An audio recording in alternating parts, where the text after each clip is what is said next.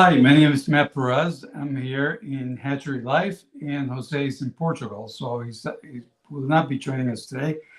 And we have Leo, which is, there he is.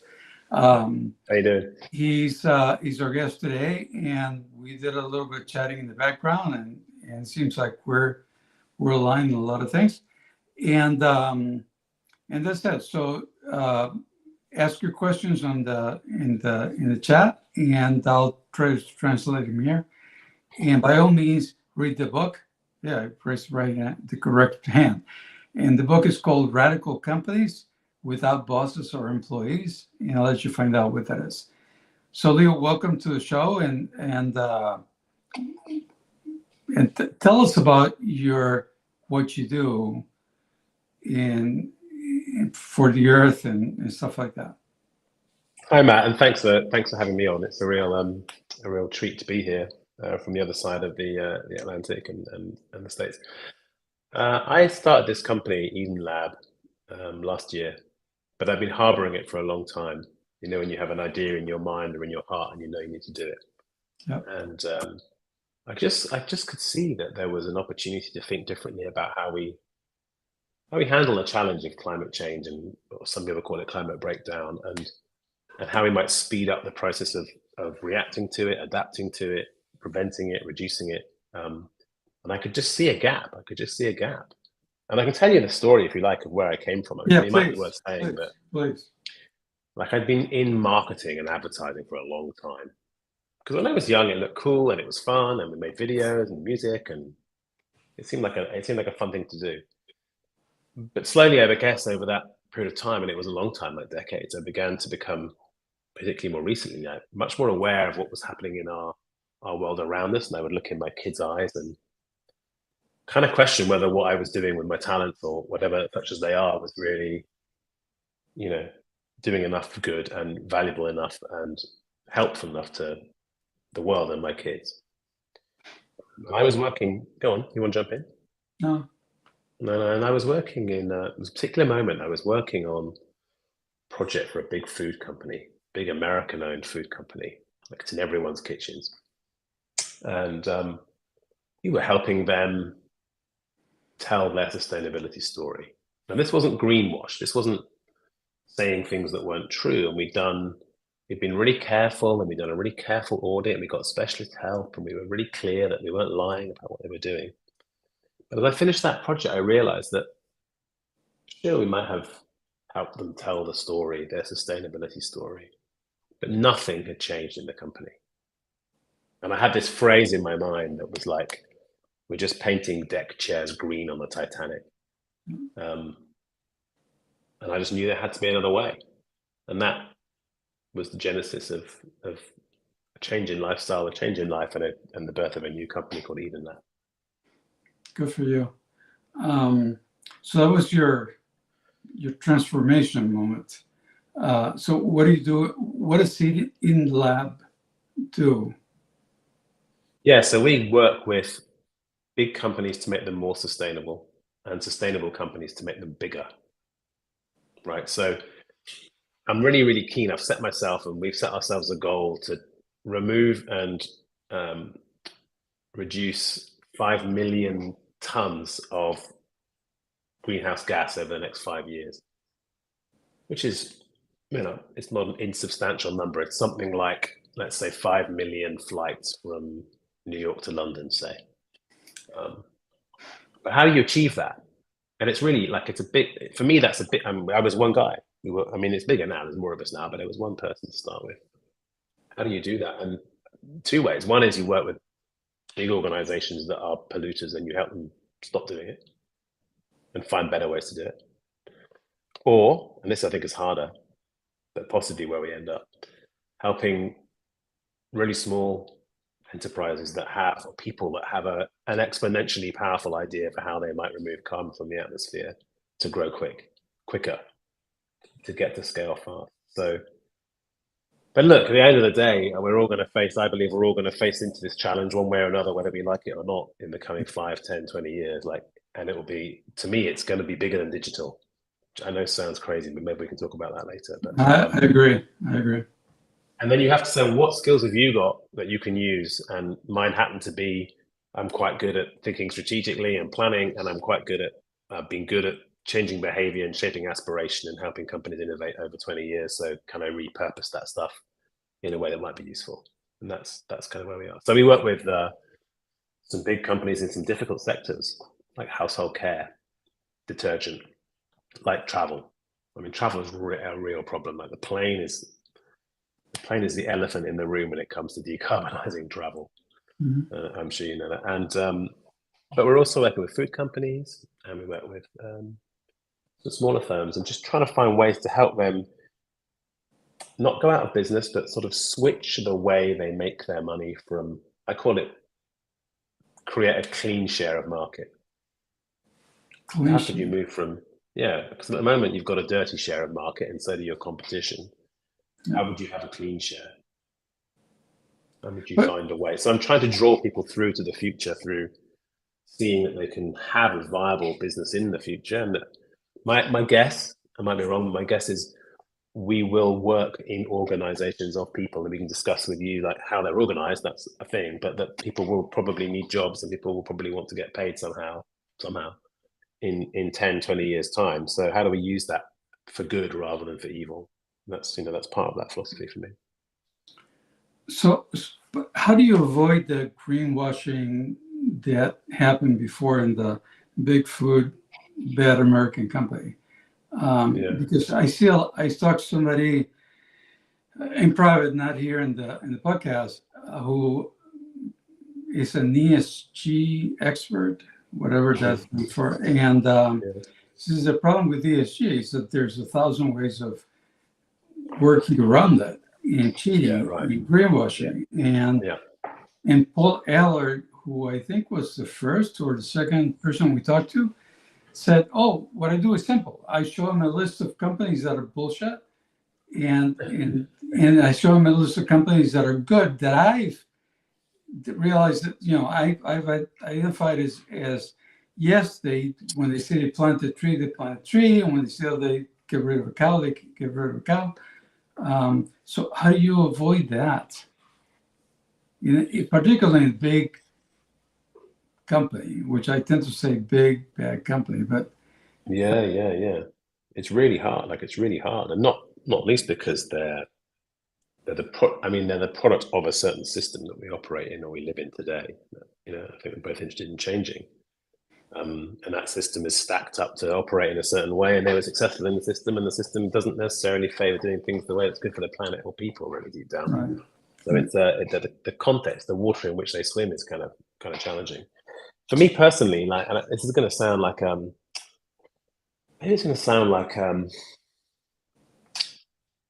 too human in it. I don't know if that's the right word, but for me, a lot of it comes down to, do you feel that you have trust in the integrity and intention of the person you're dealing with? Because in any group of humans, there are some people on a spectrum from probably evil to angelic. And how do you align yourself with the progressive change agents who have the ability to make influence, that have the ability to drive change, that maybe have a track record of making change happen before, that have energy, that have vision, or prepared to be curious about how the world could be different, and a vested interest in the future helps. I mean, not everyone has that. So often what we're doing, I think, is identifying those sorts of people. And I used to think when I was starting this business, would we work with a certain category or a certain role in a company? And the answer is not necessarily. I think it's with a certain kind of psychological attitude. And then you have to have your wits about you. Some people say we should help fossil fuel companies, the big oil companies, transition. But my personal view is I'm not going to do that for a bunch of reasons, not least of which is I think EdenLab is too small at the moment to make significant difference in what they're doing. Do I think that there are businesses that might be in dirty sectors that one would want to work with and try and help? Then yeah, and I tell you why, because it's also my belief that in 20 years' time, climate breakdown or otherwise, and I'm expecting it to come, I think I'm going to need to probably wash my clothes somehow. So how am I going to get that done?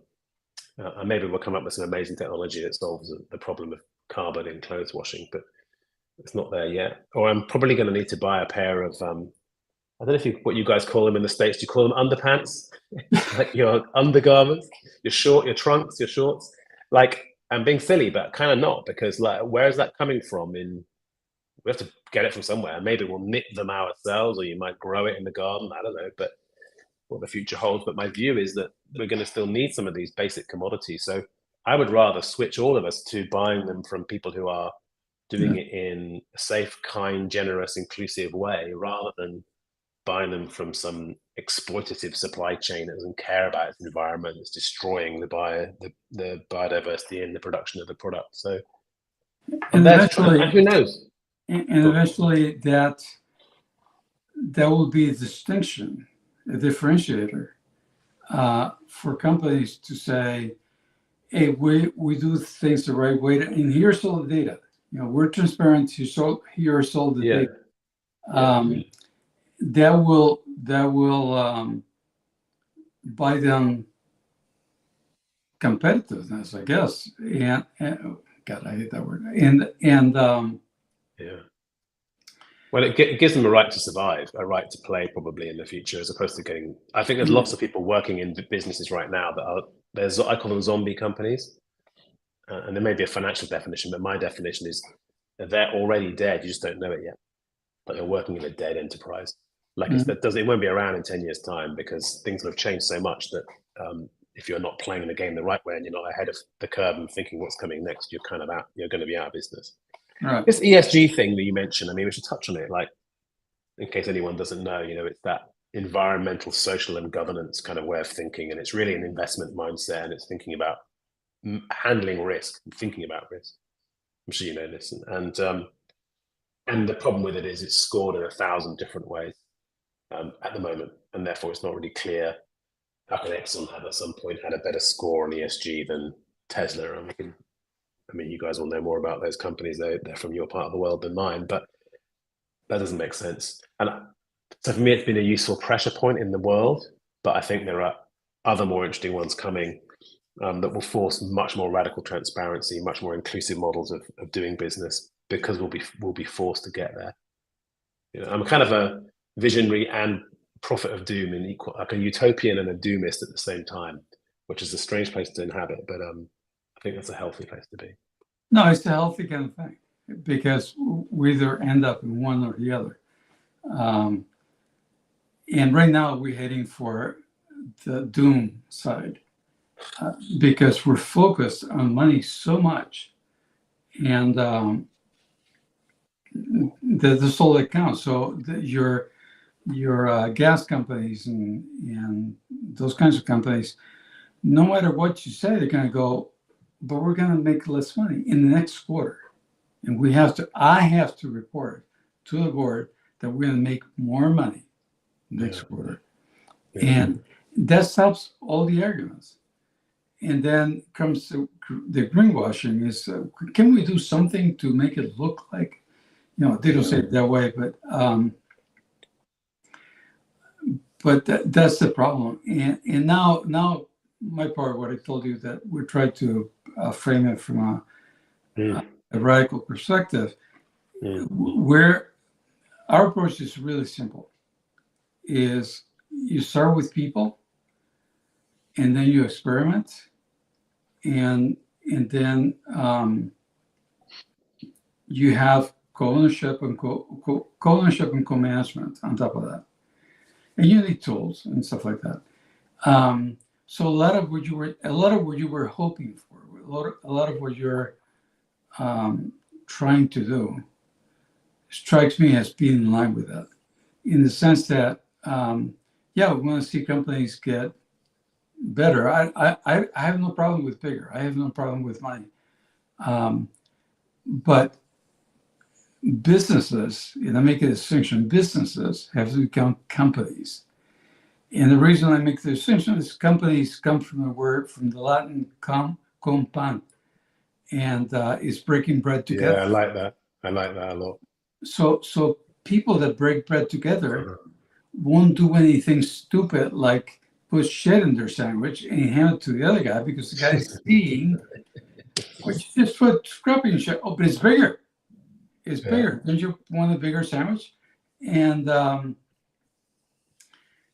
And so that's the point that we want to get it to, without going back to, indigenous values or working the land with oxen and stuff like that, because that was part of the problem. So, but there are ways to do it. We live in the 21st century, but we're treating things as if we're in the Iron Age. And we're not in the Iron Age anymore. We're in the 21st century. We have computers that fit in our pockets, supercomputers. When I started, this is probably like more than 1,000 times what I started with. Okay. And it was a big thing. It was a big crack. So we carry those things in our pockets. They're connected to, we're talking to you in the UK and you wouldn't know it. So let's take advantage of all that to create communities around the world and then create companies that are transparent, complete transparency. And transparency will lead to decentralization. It's my belief. I'm with you on that. I really think that if I can build on your thought, it's particularly critical in respect to the challenges we face here, because the challenges are systemic. Yes. No one company or one person can resolve it. No one component in the value chain has enough influence to really do it. And that's why your point about competition being perhaps an interesting, challenging word in this world is because in a way we have to find ways to. There's that phrase pre-competition. Have you heard of that? So it's where organizations or types of people get together way before they go to market to try and work out how they're going to fix the overall supply chain. But the principle is, unless we collectively try and solve, whether it's where your underpants or your shorts come from, or whether it's how we decide to fuel our villages and cities and our vehicles, right? Unless we do it in a companion-like way, I suspect. Yeah, I think we're probably not going to achieve it. It's interesting to me, and I could be more on this than I am. I need to learn more about it, and don't we all? But the really more radical end of the climate activist movement over here in the UK, and they went through quite a big phase of shutting London down and moved on to different tactics now. But one of their main things they're advocating for is a citizens' assembly. I don't know if people talk about the citizens' assembly in the States. No, that phrase that's being used. And so what it is this idea that if you got everyone together in the room in a very representative way, then you would have a conversation, an honest conversation about what needs to happen, and you would get to a place where broader systems change could be enabled. But whilst you don't allow that dialogue and discussion and coming together to occur, then you're just constantly doomed to repeating kind of the power systems that currently exist. And there's a lot to be said for it. Although I've also seen, and I've seen it very personally, big groups of people coming together in a democratic way and making some pretty bad decisions, in my point of view, like Brexit. So it's not as easy as it sounds. Yeah, what was it? Occupy Wall Street or whatever. Right. The big criticism was that they didn't have a boss, and I was thinking that's the future, not a bug. But they didn't have. That's it. They didn't have a bug, and they didn't have any alternatives to it. And one of the tools that we make a big deal out of is the RADS mobile app. Again, we carrying this thing, and if I see you making a contribution of any sort, then I recognize the contribution right away. And at the end of the month, those contributions get translated to RADS, which it might be a bad name, but it's all I can think of. And then those RADS become the percentage factor that things get distributed as. So as you get revenue, you are a co-owner, so you are the owner of the revenue, but you don't get all of it. You get only as many as those contributions represented in RADS, and gets distributed one way, and then next month it gets distributed a different way. It's dynamic. It's not static like shares and crap like that. So, well, there's a guess. It will motivate people to contribute more, to contribute things that people will recognize and contribute more. And, I'm sure bad things can come out of it because we're very creative. Human beings are very creative that way. But I can't think of any. I cannot think of any. Well, I think here's one. It's something to work with rather than a pushback. No, it's not that. But it's like you know how in the Chinese state system it's about who does the scoring, like who works out I'm sure you've done this work, but what is a behavior worth rewarding and what isn't is crucial, isn't it? So actually at the moment in our world, acquisition, making money, driving a big car gets reward is part of a sort of reward system. Status is an unhealthy reward system, perhaps. Right. I'm just thinking about the Chinese sort of social controls around behaviors and monitoring the citizens and how that can earn you points or delete you points based on your behavior. And but we're not talking how do you prevent that being? Yeah, we're not talking about control. We're talking about recognition of contributions. Yeah. So here's one. So back up to 1944, but we have phones. Okay, we have these things, and when was the war? Hitler. I don't know. Whenever Hitler started, and everybody started to contribute to recognize contributions for Hitler, because they were really in pain, and you guys had some of the fault in the French, have some of the fault and all that stuff, and we had some of the fault too. But they were really poor, really fucked up, and Hitler was saying wonderful things, like we're gonna not make you poor. What Hitler wasn't saying is that's by taking the wealth and giving it to you, and it would be getting contributions for that. So it's one way to game the system. And it's a way to motivate people to do more like Hitler, because that was well preserved. In the localized economy, in a country where the boundaries are well defined, all that stuff. But this thing is doing away with boundaries. Yeah. I mean, I'm talking to you in the UK. I get friends that I talk to I don't know where he's at today. He travels all over the place. I talked to a guy, Abed, in Dubai. And I know people from all over the world. So I wouldn't do anything with that community that would damage people from their community over there and stuff like that. So it's more of motivating people, giving people a reason to be motivated to do more of the good things. Every time I talk to somebody, or I mentor somebody, or I correct with somebody or I get points, I get contributions. And if I don't, and I'm doing those things, I get to ask, well, I didn't get recognition from anybody. We didn't notice. So you learn to communicate more, and stuff like that. So I think overall, in any case, it's the alternative to fiat, which is because I say so. Yeah. There's no more I say so. Is we decide to go that way, and maybe not so bad or not so good, or we go this way and it's maybe good. But as a group with transparency, people will not pee in their stream that they drink from.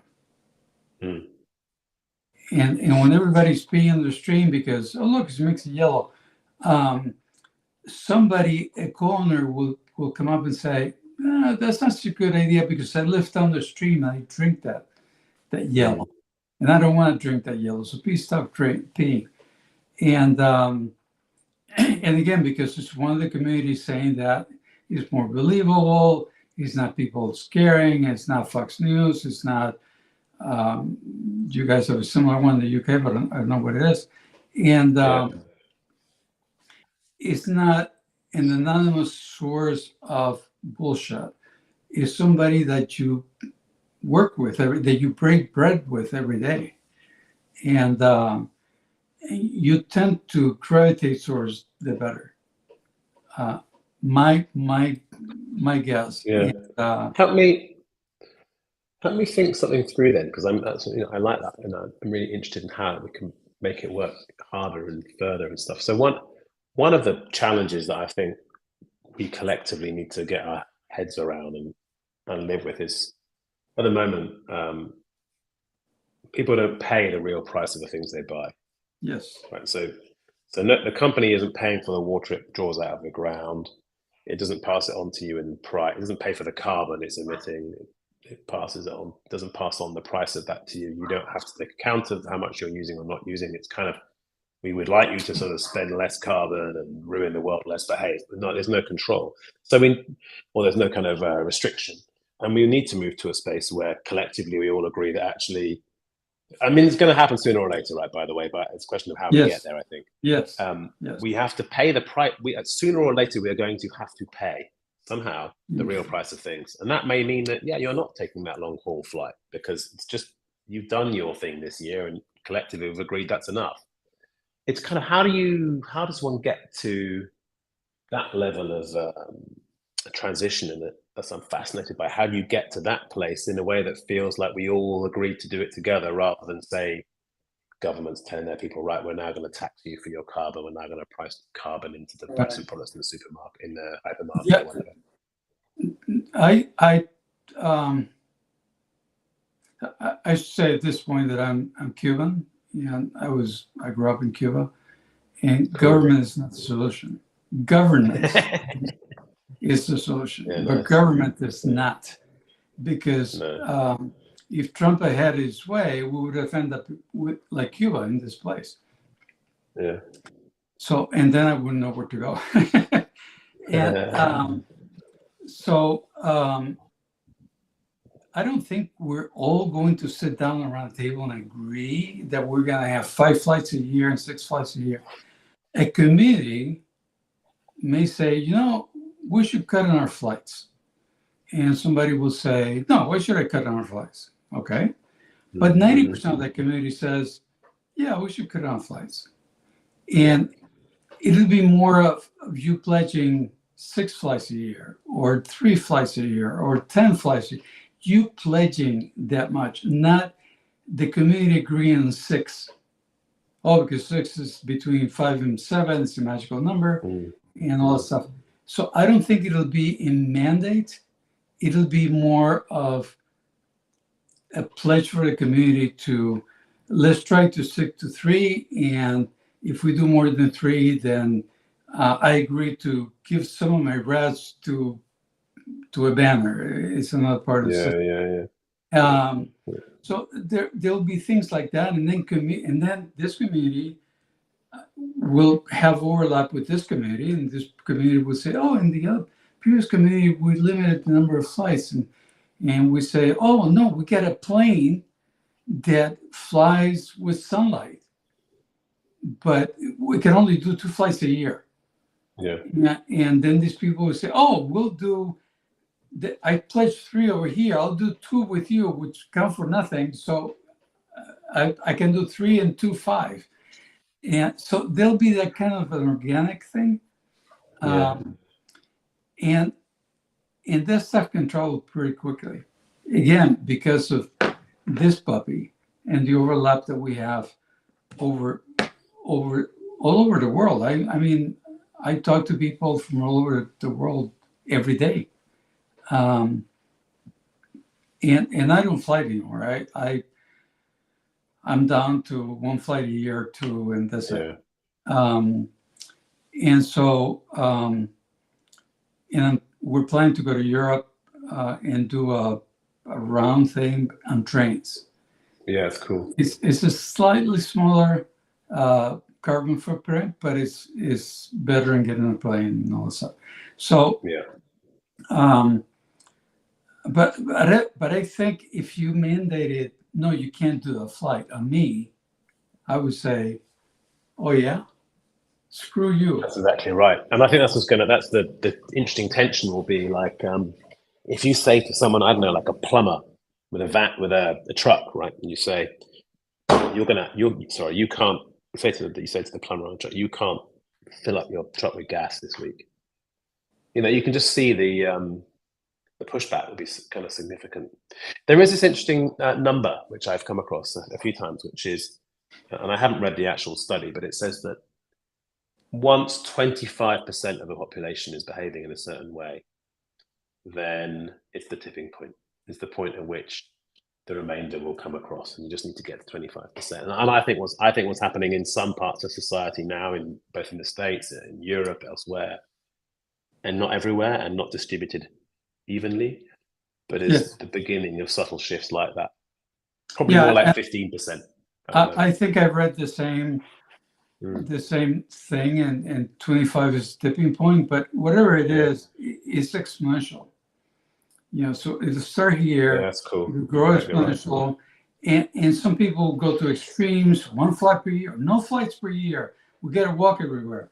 And some people will go, oh, we'll do 10 a year, and you can trade them and stuff like that, and we'll find the middle. So it's not. I don't believe in mandates. I don't believe in mandates at the point of a gun. I don't believe in mandates at the point of a lawsuit or a point of throwing me in jail or anything like that. Appeal to me. Yeah. And that'll get you a lot further than telling me what to do, because I'm a contrarian. I'm gonna go, well, screw you. I'm not gonna do that. Why? I don't know, but he said X, and I like white now. So yeah, I don't believe in mandates. So I'm glad that we have the same intentions like you. I believe this will happen one way or the other. It's just we're trying to accelerate it, a little, because the problem is right now we feel the pain. I just read an article that there's been an explosion in pain, in anxiety, and depression. Yeah. Now my children, particularly my older child, which is now 40, has been suffering from depression for a long time. It turns out that it was anxiety. And now that they figured out there was anxiety, they give him medication for anxiety. He's totally functional. And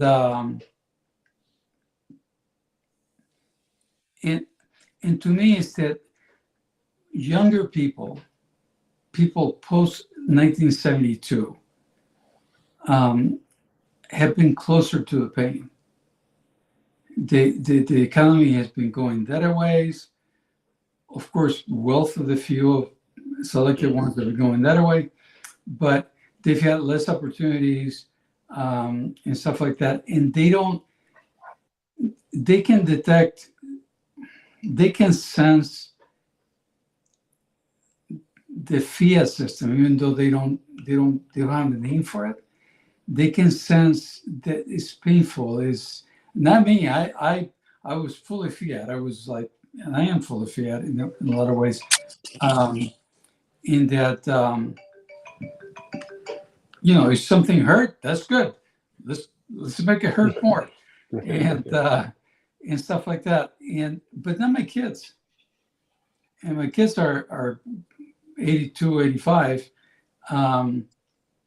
But they feel that pain more readily than I did. And they sense, well, I don't like that pain, but I don't like the pain of not eating. So how do I coordinate? How do I make the two work? And the explosion of anxiety and depression, what we call anxiety and depression, really comes from being closer to the pain, being more compressed into the pain. And when you get really compressed to the pain, what happens is revolution, a bloody revolution. It happened in England centuries ago, and it happened in France at about the time that we had ours, and then we broke away from King George or whatever. And but think of Germany. Germany was compressing, and they had a revolution, and the revolution had a name, Hitler, but it would have been anything else. It would have been taking over generals. It would have been bloody, and it would have been bad for the rest of the world. So these guys are sensing the compression sooner. So it gives me hope that they're not going to end up in bloody revolution, but they're resisting it without knowing what they're resisting. So I got lots of hopes. So I'm being told here to, next week's guest is Preston Gidding. Without the R, it's not Greeting, it's Gidding, co-founder of Packform. And I saw in his LinkedIn that he's in the packaging industry without brick and mortar, meaning without a warehouse, and without top-down management. So I'm really curious to see what this guy is doing and stuff like that. So anyways, thank you, Leo Rayman, for your time and my pleasure to this in a session. Yes. I'll send you an email inviting you to a group of people that have been guests on this podcast, and really is for meeting each other. It's not for me to sell anything. It's for meeting each other and see what we can do, because you guys are addressing pieces of the puzzle, and how come we bring them together and make a bigger thing? And for a long time, I thought that we need examples of radical companies and stuff like that. And the answer is no, we don't need examples of that. We need examples of, this is happening over there, that is happening over there, that, and build an organic a whole movement that way. Yeah. More holistic. Yeah, it's cool. I like it. So thank you very much. And I think we're going to have our going away film thing. Thanks a lot. Thanks, Matt.